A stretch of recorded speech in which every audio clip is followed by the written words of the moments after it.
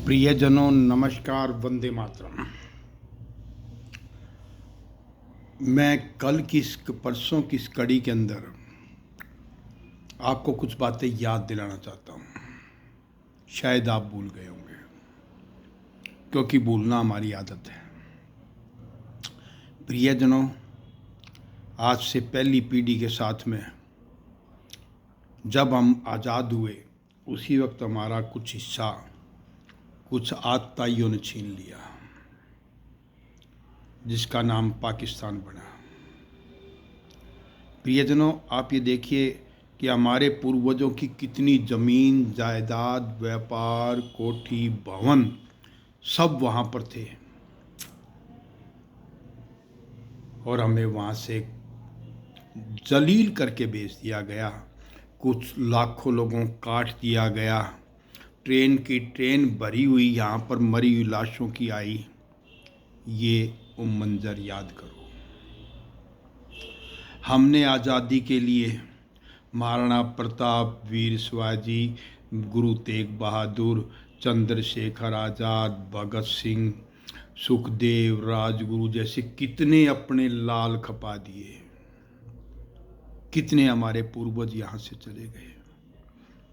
गजनवी से लेकर के बाबर तक आप इतिहास देखिए, कितनी हमारी बेटियां, लाखों बेटियां यहाँ से उठा करके ले जाई गई। इतिहास फिर आइए आज़ादी के बाद में मैं बहुत गहराई से आपसे बात करना चाहता हूँ। गांधी जी की जब हत्या की गई, कितने मराठी ब्राह्मण काट दिए गए, मार दिए गए। क्या किसी सरकार ने उनके खिलाफ कोई दर्ज कराई? FIR दर्ज हुई कराई काटने वालों के खिलाफ, मारने वालों के खिलाफ? 1990 के अंदर जब कश्मीर से कश्मीरी हिंदू और सिख निकाले गए, उनकी लड़कियों की इज्जत लूटी गई, उनको वहाँ से फिर जलील करके निकाल दिया गया। क्या किसी सरकार ने आज तक किसी ऐसे आतंकवादी के खिलाफ केस करवाया? क्या कोई सरकारें बोली? क्या कोई संस्थाएं बोली? क्या कोई इंटरनेशनल कम्युनिटी बोली? नहीं मित्रों, बिल्कुल नहीं। अब हर रोज इतना बड़ा जुल्म आप कब तक से देखते रहेंगे? हम अपने वोट दे करके अपने ऊपर अत्याचार करने वालों को वहाँ बिठाते हैं, तो क्या आप उम्मीद रखते हैं कि आपकी कोई भलाई होगी? नहीं होगी। आसपास की परिस्थितियों को पहचानो। सिर्फ राम का नाम जपने से कुछ नहीं होगा।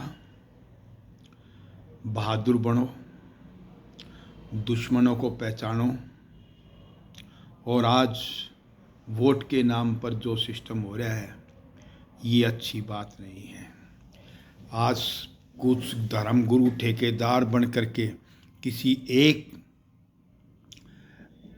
धर्म को ये कहते हो कि उस पार्टी को हराना है। ये कोई अच्छे काम नहीं है। आने वाला समय देख लो मित्रों। फिर मैं आपसे एक बात कहता हूँ, या तो सुधर जाओ, समझ जाओ, नहीं नष्ट होने के लिए तैयार हो जाओ। मित्रों, कड़वी बातें ज़रूर कही हैं मैंने आपको, लेकिन इन बातों पर ध्यान रखना। अपने भविष्य के बच्चों के लिए आप आज तक आंख मीच करके बैठे रहे, कोई बात नहीं है, लेकिन बच्चों को आंख मीच करके उस आग के अंदर झोंक देना। आप बांग्लादेश के अंदर देखिए क्या हो रहा है। संसार का कोई भी देश उन निरीह लोगों के लिए कोई आवाज़ नहीं उठा रहा। अकेले हैं ना वो। आज कोई भी संसार का देश ये नहीं कह रहा कि जो 300 बंधक तुमने बंधक बनाए हुए हैं उनको रिहा कर दो। एक देश के ऊपर ये तो लांछन लगा रहे हैं कि आप मतलब युद्ध के तरीकों को गलत ढंग से कर रहे हो। सभी उस पर कह रहे हैं, लेकिन ये कोई नहीं कह रहा कि उन बेचारे बंधकों का क्या कसूर है जो आज तक 1.5 साल से आप लोगों के पास रखे हुए हो। आप उनको छोड़ दो।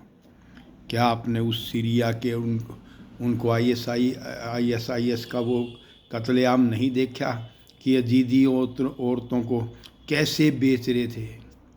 एक एक नारी शक्ति का कैसे अपमान किया जा रहा था, कैसे लोगों का कत्लेआम किया जा रहा था। याद करो मित्रों। इसीलिए फिर मैं आपसे कहता हूँ, सुधर जाओ, सुधर जाएं आप भी और मैं भी, नहीं तो नष्ट होने के लिए तैयार हो जाएं। अगली पीढ़ी आपके नाम से नहीं होगी, किसी और के नाम होगी, और वो जैसा चाहेंगे वैसा आप चलेंगे। फिर मैं आपको वंदे मातरम, नमस्कारम।